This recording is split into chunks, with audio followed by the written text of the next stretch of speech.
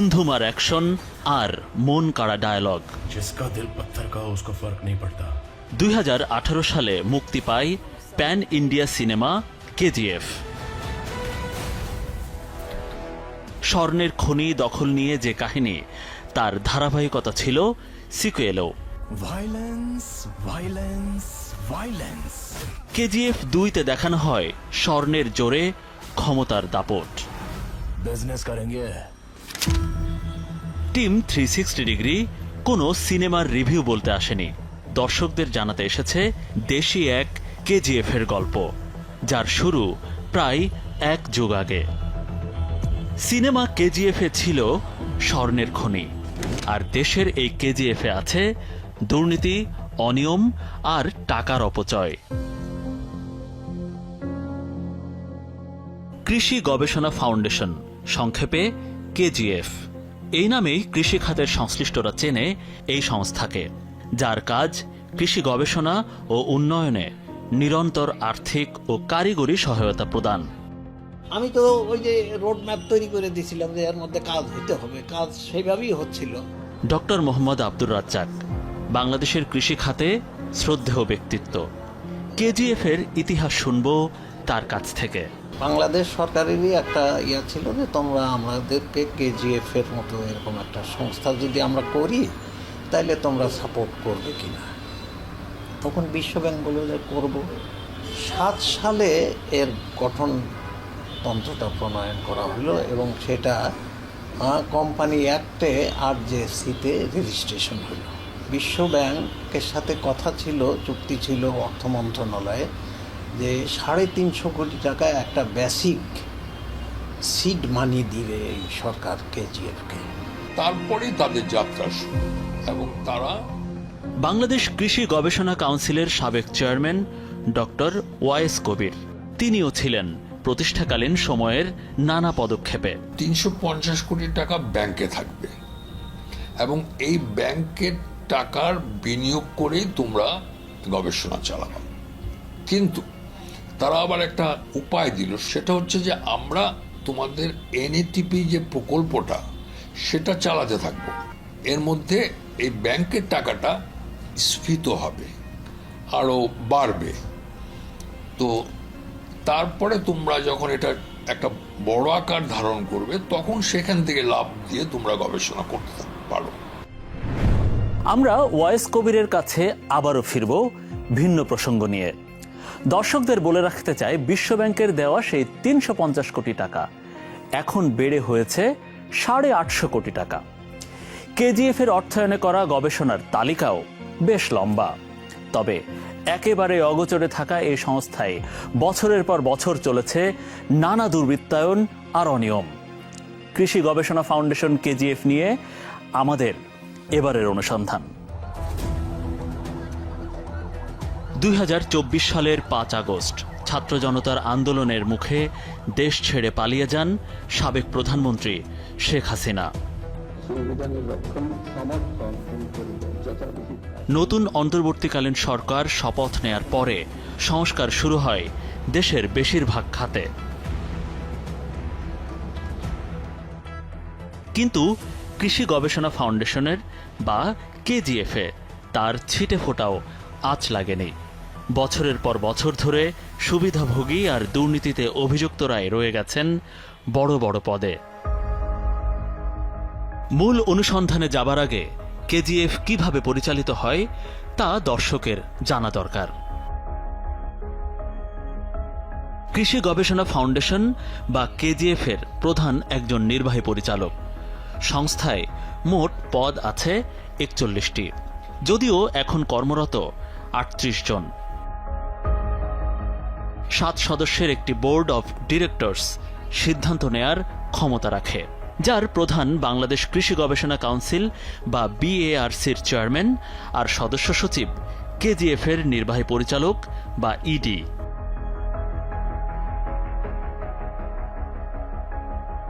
15 সদস্যের আরেকটি general body আছে, তারও প্রধান BARC-র চেয়ারম্যান আর সদস্য সচিব কেজিএফ এর ED। যদিও এখানে এই মুহূর্তে আছেন 10 জন, আর পরিচালনা বোর্ডে 7 জনের জায়গায় আছেন 5 জন।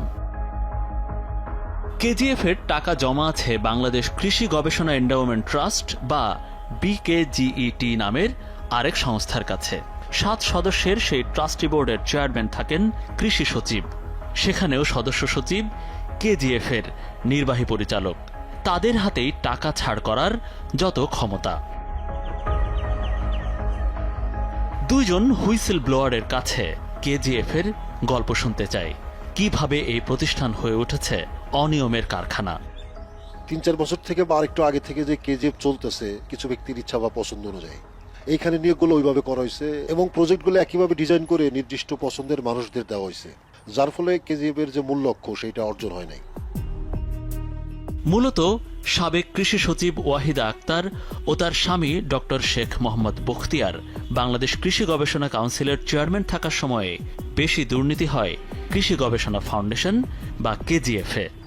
কোনো একটা প্রজেক্টের জন্য একজন ভালো জানাশোনা বিজ্ঞানী আবেদন করেছে আর পরিচিত কেউ আবেদন করেছে, ওই পরিচিত গবেষকই কাজ পাবে। সে হতে পারে কোনো আত্মীয়। বাড়িবেড়িয়ার কৃষি বিশ্ববিদ্যালয়ে এইভাবেই প্রজেক্ট দেওয়া হয়েছে। যখন স্বার্থ সংশ্লিষ্ট প্রকল্প দেওয়া হয় তখন গবেষণার মান ও ফল মূল উদ্দেশ্য থেকে দূরে সরে যায়। টিম 360 ডিগ্রি অনুসন্ধানে দেখতে পাই 2012 থেকে যারাই কেজিএফ এর নির্বাহী পরিচালক ছিলেন তারাই নানা ধরনের অনিয়ম করে গেছেন গবেষণায় আর্থিক সুবিধা দেওয়া এই সংস্থায়। শালিকা মাহমুদা বেগমকে অডিট বিভাগে এবং তার স্বামী মেহেদি হাসানকে কম্পিউটার অপারেটর হিসেবে চাকরি দেবার অভিযোগ ডক্টর ওয়াইস কবিরের বিরুদ্ধে, যদিও এখন মাহমুদা চাকরিতে নেই আর মেহেদি অ্যাকাউন্টস বিভাগে কর্মরত। আপনি যে 2 জনের নাম বললেন তারা 2 জনই প্রজেক্ট অফিসার ছিলেন বিআরডিবিতে, ঠিক আছে? তারা 2 জনই বিআরডিবিতে ছিলেন। তৎকালীন যিনি ছিলেন ওনারা চাচ্ছিলেন যে সরকারি কাজে দক্ষ, সরকারি কাজে অভিজ্ঞ এই ধরনের লোককে উনি নেবেন, যাতে অ্যাকাউন্টস, ফাইন্যান্স, অ্যাডমিনিস্ট্রেশন বোঝেন। সম্ভবত সেই কারণে উনি আগে ইডি নিয়ে থাকতে পারেন। মানে আপনি থাকা অবস্থায় কোনো ধরনের নিয়োগ আমি দিইনি। এই সংস্থায় সবচেয়ে আকর্ষণীয় বিষয় বেতন। গাড়ি চালকের বেতন 50,000, ফটোকপি অপারেটরের 47 আর পরিচ্ছন্নতা কর্মী বা ক্লিনারের বেতন 42,500 টাকা। এগুলো কেজিএফ বা কৃষি গবেষণা ফাউন্ডেশনের সবচেয়ে কম বেতনের নমুনা। 2020 সালের জনবল নীতিমালা অনুযায়ী নির্বাহী পরিচালক বাড়ি ভাড়ায় পান 95,000 টাকা। বাকি পদেও আকর্ষণীয় বেতন ভাতা পান এই সংস্থার সবাই, যা সরকারি চাকরিকেও পেছনে ফেলে দিয়েছে। গত বছর মে মাসে নিজেদের বেতন আরও 1 দফা বাড়িয়ে নিয়েছেন কেজিএফ এর শীর্ষ কর্মকর্তারা। টাকা তুলে নেয়ার পরও খোঁজ নেই কয়েকটি প্রকল্পের। কিভাবে, কোথায় গেল সেই টাকা, সেই সব তথ্য জানাবো আপনাদের। তবে তার আগে নিচ্ছি ছোট্ট একটা বিরতি।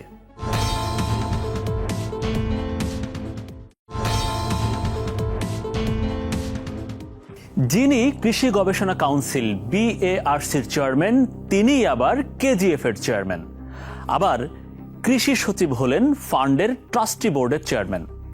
তাহলে আগস্টের পর পদ হারানো সাবেক কৃষি সচিব এবং তার স্বামী ডক্টর শেখ মোহাম্মদ বখতিয়ারের আমলে কেজিএফে কি হয়েছে তা সহজেই ধারণা করা যায়। সরকার পরিবর্তনের আগের দিন খামারবাড়ি মোড়ে নিজেদের দল প্রীতি দেখাতে একাট্টা হয়েছিলেন কেজিএফ এর কর্মকর্তারা। শেখ হাসিনায় আস্থা শিরোনামে ওই সমাবেশে নেতৃত্ব দেন BARCর তৎকালীন চেয়ারম্যান শেখ মোহাম্মদ বখতিয়ার। ছিলেন কেজিএফ এর টেকনিক্যাল স্পেশালিস্ট শাহরিনা আক্তার। কেজিএফ এর 38 জন কর্মকর্তা কর্মচারীর 36 জনই এই শাহরিনার বিরুদ্ধে ক্ষমতার অপব্যবহার, দুর্নীতির লিখিত অভিযোগ করেন গত আগস্টে। সেখানে বলা হয় সাবেক BARCর চেয়ারম্যান বখতিয়ার ও কেজিএফ এর নির্বাহী পরিচালক জীবন কৃষ্ণের আমলে বিধি বহির্ভূতভাবে নতুন পদ বাগিয়ে নেন। যখনই যে চেয়ারম্যান আসছে বোর্ডের, সে ইনফ্লুয়েন্স করার শুরু করছে। তারপরে বিভিন্ন ডিসিশন দেখা যায় যে এক ধরনের হয়তো ডিসিশন হওয়ার কথা মিনিটসে অন্যরকম কিছু রিফ্লেক্ট করে, এরকম বোঝা গেছে অনেক সময়। এখানেই শেষ নয়। নিয়মে না থাকলেও জীবন কৃষ্ণ বিশ্বাসের নির্বাহী পরিচালক থাকার সময়ে লামসাম গ্রান্ট নামে প্রকল্প গ্রহণ করে দেদারসে দুর্নীতির অভিযোগ আছে। উদাহরণ হিসেবে বলা যায়, গবেষণা আগে হয়েছে অথবা কপি হয়েছে এমন এক সফটওয়্যারের কথা। রোবাস্ট নামের ওই সফটওয়্যারের জন্য রেজাউল হক নামে এক ব্যক্তির সাথে 5 লাখ টাকার চুক্তি হয়। সেই টাকাও শোধ করে কেজিএফ, যদিও সেই সফটওয়্যার কখনো পায়নি সংস্থাটি। ওই কোম্পানির সাথে চুক্তিতে কাফরুলের যে ঠিকানা দেওয়া হয়, সেখানে যেতে চায় টিম 360 ডিগ্রি।183 নম্বর পূর্ব কাফরুলের ওই বাসায় খুঁজে রেজাউল হক নামের কারও অস্তিত্ব মেলেনি। বাড়ির মালিকপক্ষের সাথে কথা বলেও ওই নামে কাউকে পাওয়া যায়নি। সফটওয়্যার ইঞ্জিনিয়ার, আপনাদের বাসায় কোনো সফটওয়্যার ইঞ্জিনিয়ার? না না না, এই বাসায় বাপ বেটা দুজনে ইয়ে করে। দুইজনে। এমনকি দাপ্তরিক কাগজে দেওয়া ফোন নম্বরও বন্ধ পাওয়া যায়। আপনার ডায়ালকৃত নম্বরে এই মুহূর্তে সংযোগ প্রদান করা সম্ভব হচ্ছে না। পরে বাড়ির মালিকের সাথে ফোনে কথা হয় টিম 360 ডিগ্রির। রেজাউল হক সফটওয়্যার ইঞ্জিনিয়ার, এই নামে 4-5 বছরের মধ্যে আপনার বাসায় কেউ থাকতো? সফটওয়্যার ইঞ্জিনিয়ার না, আমার জানা মতে নাই।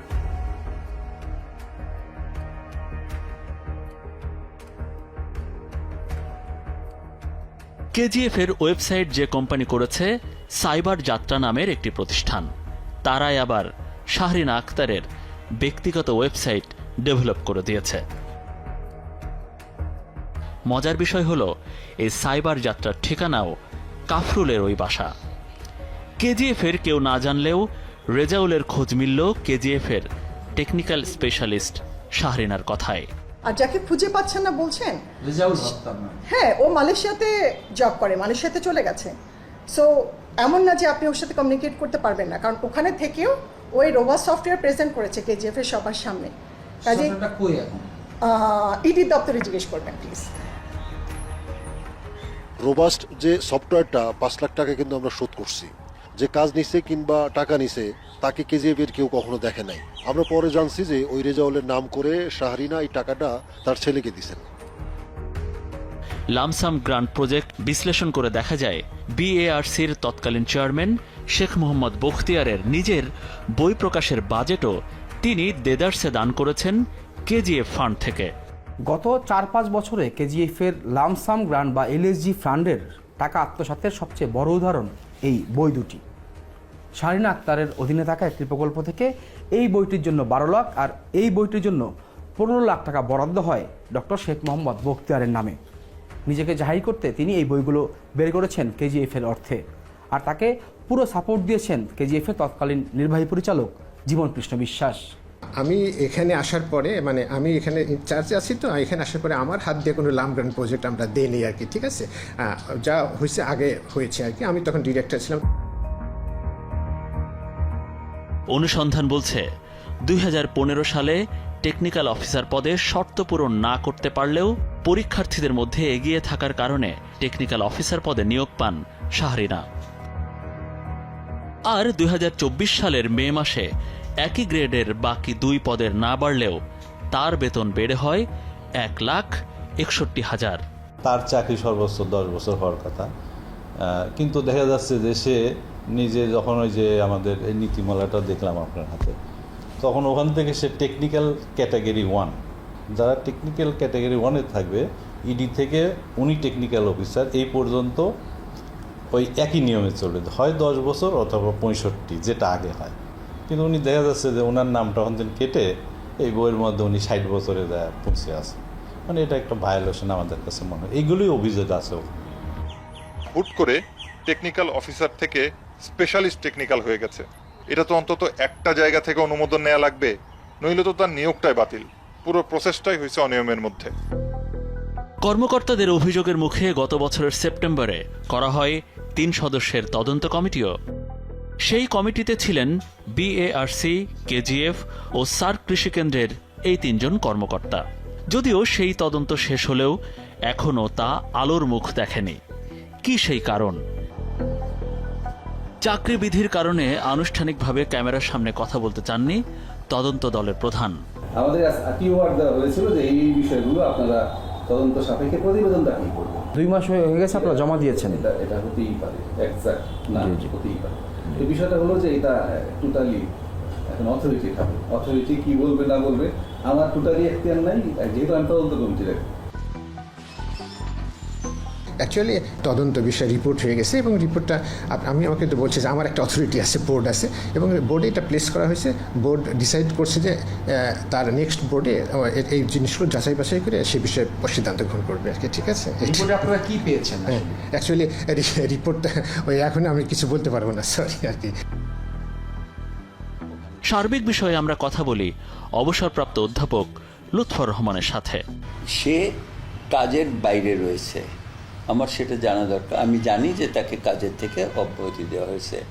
আমি ইডিকে বললাম, যদি আমি চিঠি দিয়ে ইডিকে বলি যে আমার এই টিমের জন্য, কাজের জন্য একজন লোক দরকার, এবং আমি মনে করি শাহরিনাকে যদি এই কাজের জন্য, যেহেতু সে ফ্রি আছে টেম্পোরারিলি, সেহেতু এই কাজের জন্য যদি আমাকে দেওয়া হয় তাহলে সেই কাজটা আমাকে হেল্প করবে। কি জন্য? Drafting and other things.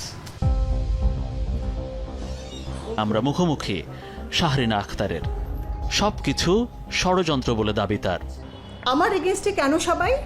ওই যে আপনি তুলে ধরেছেন, আমি তো আমার বেতনটা বাড়িয়ে নেওয়ার কেউ না ভাইয়া। কাউকে ইউজ করেছি, চেয়ারে যে থাকে কেন, ওনাদের কোনো বোধশক্তি নাই? কেজিএফ বোর্ড থেকে পাশ, এমন না যে যিনি চেয়ারে বসে আছেন উনি ওনার ইচ্ছা মতো কিছু করতে পারেন। কেজিএফ এটা সম্ভব না। 5 আগস্টের আগে জোর করে দলীয় কর্মসূচিতে নেওয়া হতো বলেও দাবি শাহরিনার। কারণ উই আর ফোর্স টু, আমাদেরকে রুমে এসে নিয়ে যাওয়া হয়েছে। আমার ওই দিন একটা ট্রেনিং চলছিল, এখানে ট্রেনিং বিল্ডিং একটা ট্রেনিং চলছিল। ট্রেনিংয়ে ইনস্ট্রাকশনটা যায় এখান থেকে সবাইকে নিয়ে নিচে নামতে। আমাদেরকে আপনারা যেটা নিয়ে কাজ করছেন সরাসরি বুঝতেছেন তখন কে মাথা ছিল, কার ভয় হচ্ছে পুরো এগ্রিকালচার তটস্থ ছিল। ওই যে বললাম, আমি আপনাকে কোনোভাবে কোনো নাম উচ্চারণ করব না।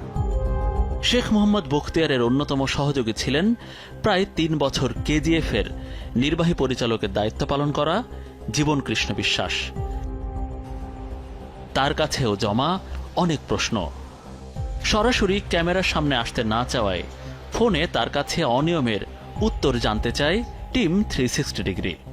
এ ব্যাপারে এখন কথা বলার কিছু নেই। কি কার্যক্রম, আপনি নিয়ম আর অনিয়মের কি বুঝেন? আমি যেভাবে কাজ করে আসছি, আমার অতীত ইতিহাস দেখেন, সেইভাবেই কাজ করছি। কিন্তু আপনার সময়ে এই যে বখতিয়ার সাহেব 86 লাখ টাকা দিয়ে বই করছে কেজিএফ এর ফান্ডে, এইটা কি? আরে বাবা, বইগুলো তো প্রয়োজনীয়, আর ওই বইগুলো সব কেজিএফ এর বোর্ড আছে, হ্যাঁ, বোর্ড অনুমোদিত এগুলো। কিন্তু আপনার সময় তো এখানে ফান্ড অনেক কিছু এদিক ওদিক গেছে। আরে বাবা, ফান্ড কি তিল পরিমাণে এদিক ওদিক হয় নাই, আমাকে জানেন, তারপরে কথা বলেন।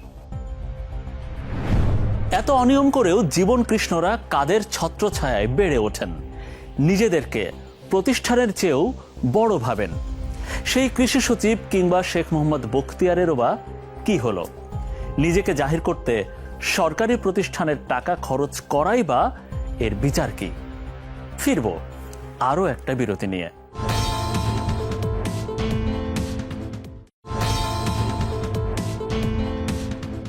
কৃষি গবেষণা ফাউন্ডেশন কেজিএফ এর বর্তমান যিনি নির্বাহী পরিচালক আছেন, তার নিয়োগের শর্ত ভঙ্গ করা হয়েছে। 2019 থেকে 2024 সালের আগস্ট পর্যন্ত নিয়োগ এবং পরের প্রকল্প দেওয়া হয়েছে পছন্দের ব্যক্তিদের। সাবেক নির্বাহী পরিচালকের সময় টাকা খরচ করার পর হুঁশ হয়েছে গবেষণার মান নিয়ে। অভিযোগ আছে বর্তমান ইডিও সহায়তা করেছেন এসব কাজে। প্লাস্টিকের যত্রতত্র ব্যবহার নিয়ে আলোচনা চলছে বহুদিন ধরে। মাছের পেটেও পাওয়া যাচ্ছে প্লাস্টিক, তাও জানা গেছে গবেষণায়।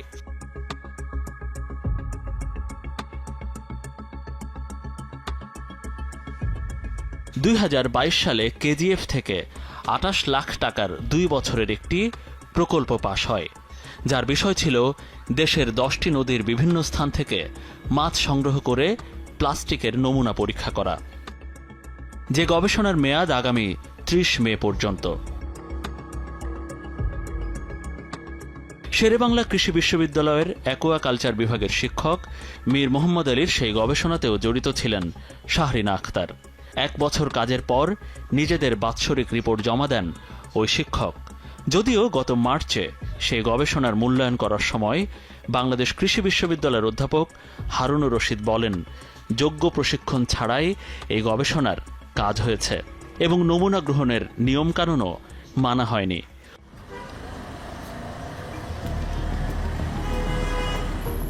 ততদিনে অবশ্য 24 লাখ টাকা তুলে নিয়েছেন ওই প্রকল্পের প্রধান গবেষক মীর মোহাম্মদ আলী।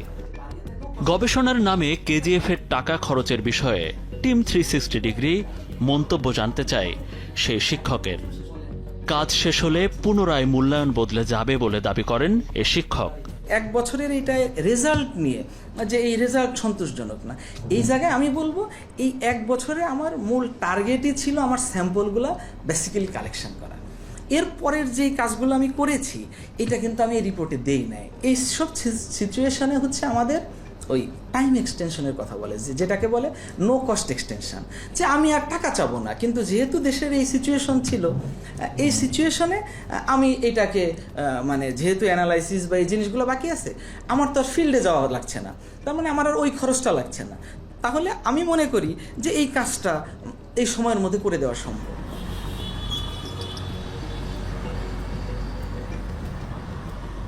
বাংলাদেশ কৃষি গবেষণা কাউন্সিলের তৎকালীন নির্বাহী চেয়ারম্যান ছিলেন ডক্টর শেখ মোহাম্মদ বখতিয়ার। এই বইটি প্রকাশ করার জন্য কেজিএফ থেকে 1 কোটি টাকার বাজেট নেন তিনি। এই বইটির অর্থায়ন কেজিএফ করলেও কিন্তু এখানে বলা হচ্ছে যে বাংলাদেশ কৃষি গবেষণা কাউন্সিলের এখান থেকে করা হয়েছে এবং সে 1 কোটি টাকা থেকে 86 লাখ টাকা খরচ করেন এই বইয়ের উদ্দেশ্যে নিজেকে জাহির করতে। আমরা যেতে চাই এই বইটি যেখান থেকে মুদ্রণ করা হয়েছে সেই দুনিয়ার একটি প্রকাশনায়।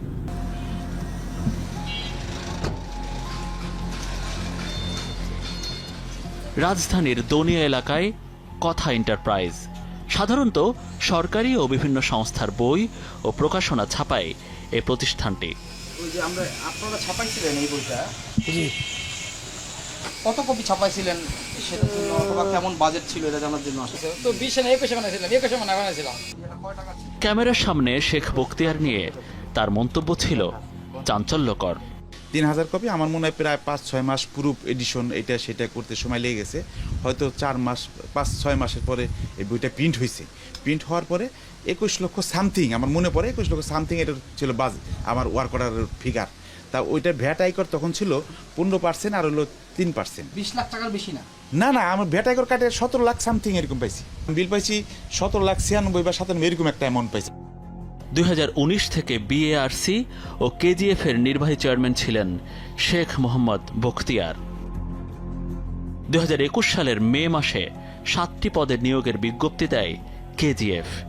শীর্ষ 2টি পদে শর্ত ছিল গ্রেড 1 থেকে 3-এ 5 বছরের চাকরির অভিজ্ঞতা থাকতে হবে, কিন্তু 2 দিন বাদেই নিজের পছন্দসই প্রার্থীর জন্য সেই বিজ্ঞপ্তি আবারও সংশোধন করা হয়। তখন নিয়োগ পান বর্তমান শস্য ও প্রাকৃতিক সম্পদ এবং মৎস্য ও প্রাণী সম্পদের 2 পরিচালক। তাদেরই একজন ডক্টর নাথুরাম সরকার এখন নির্বাহী পরিচালক হিসেবে দায়িত্ব পালন করছেন। জানিয়েও অভিযোগ আছে কেজিএফ এর ভেতর থেকেই। বখতিয়ার সাহেব যেহেতু ওনার ওয়াইফ ও সচিব ছিলেন, ওনার কথাই সব চলতো। উনি যা বলতেন এর বাইরে যাওয়ার কোনো সুযোগ ছিল না। সেখানে অ্যাডভার্টাইজমেন্টে বিজ্ঞপ্তিতে একবার দেওয়া হলো, তারপরে সংশোধন করা হলো, হ্যাঁ এগুলি করা হয়েছে এবং সেগুলো প্রক্রিয়ার মাধ্যমে করা হয়েছে। আমরা জানি না, কারণ ওই সময় আমরা তো ক্যান্ডিডেট, আমরা তো এটা বলতে পারবো না, ঠিক আছে? এটা আমরা তো একজন ইনকামবেন্ট ক্যান্ডিডেট, তো ওই সময় যারা ছিল তারা এটা বলতে পারবে আর কি। আমরা তো সার্কুলার দেখে অ্যাপ্লাই করছি না, যখন আমার সার্কুলার মনে হয়েছে যে আমি ফিট, তখন অ্যাপ্লাই করি। আমি কিন্তু 3 পদের জন্যই অ্যাপ্লাই করছি। টিম 360 ডিগ্রির হাতে আসা তথ্যে দেখা যায় 2023 সালে কেজিএফ বরাবর আবেদন করেন সারজানা রহমান নামে একজন। সেই আবেদনের প্রেক্ষিতে তাকে 50,000 টাকা বেতনের চাকরি দেওয়া হয়। পরে জানা যায় তিনি সাবেক বিএআরসি চেয়ারম্যান শেখ বখতিয়ারের ভাগ্নি। অবশ্য এবছরের শুরুতে তার চুক্তি বাতিল করেছে কেজিএফ। তখন আমি ইডি ছিলাম না আর কি, আমি যে ডিরেক্টর ছিলাম তখন ডিরেক্টর আমার লাইনটা আমি দেখতাম আর কি, লাইভ স্টকেরটা আমি দেখতাম, তখন কিন্তু ওভারঅল আমি দেখতাম না আর কি, ঠিক আছে।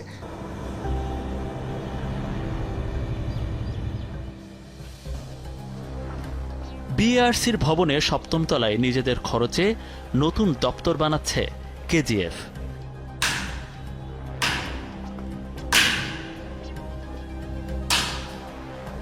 রাজ নামের নিজের পছন্দের এক ঠিকাদারকে দিয়ে এই কাজ করাচ্ছিলেন শেখ মোহাম্মদ বখতিয়ার।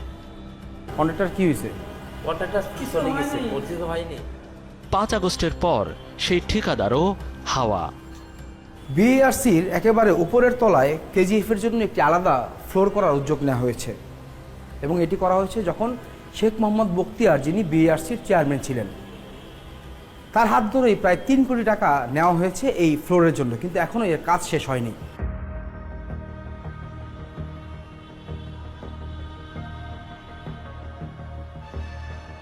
এসব বিষয় নিয়ে বিএআরসির নির্বাহী চেয়ারম্যানের দপ্তরে টিম 360 ডিগ্রি।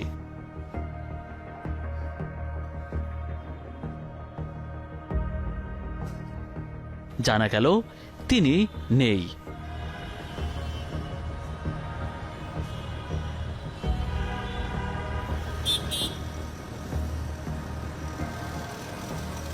আমার তো চেয়ারম্যানকে দরকার, চেয়ারম্যানের পদ দরকার। 2 দিন পর আবারও গেলে তার পক্ষ থেকে লিখিত প্রশ্ন নেন ব্যক্তিগত সহকারী। এগুলো তো চেয়ারম্যানেরই আসলে বক্তব্য দেওয়ার কথা। যদিও প্রশ্ন দেখার পরে জানান 2 সপ্তাহ পরে সময় দিতে পারবেন কিনা তা জানাতে পারবেন। ওই যে উনি 15 দিন পরে আপনাদের সাথে আমি আবার কথা বলবো চেয়ারম্যান স্যারের সাথে, যদি উনি সময় দেয় তাহলে আপনাকে জানানো হবে। মোবাইলে কথা বলার জন্য বারবার যোগাযোগ করেও সাড়া মেলেনি নাজমুন নাহারের।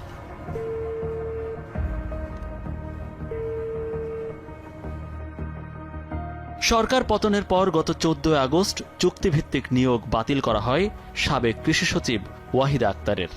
3 দিন পর বাতিল করা হয় তার স্বামী বিএআরসির চেয়ারম্যান শেখ মোহাম্মদ বখতিয়ারের চুক্তি। এরপর থেকে কোথাও নেই এই দম্পতি, প্রকাশ্যেও দেখা যায়নি একবারের জন্যও।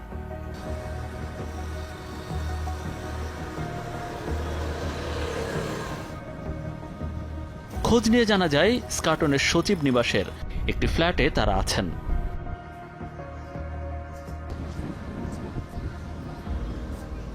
সবাই সচিব, সবাই সিনিয়র সচিব, যদি কেউ আসে কেস তারাও অ্যাপয়েন্টমেন্ট নিয়ে আসে। বাসা থেকে কি বলবো? কেউ নাই বাসায়, এখন আমরা তো জানি না, উপর থেকে অনুমতি না পাইলে আমাদের কিছু করার নাই, আমরা যেতে দিতে পারবো না।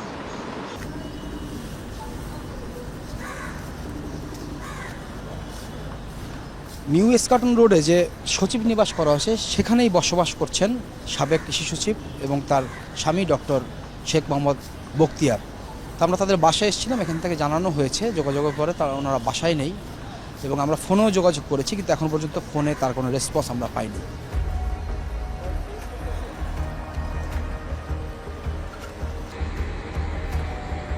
সার্বিক বিষয়ে বিকেজিইটি চেয়ারম্যান ও কৃষি সচিবের কাছে লিখিত প্রশ্ন পাঠায় টিম 360 ডিগ্রি।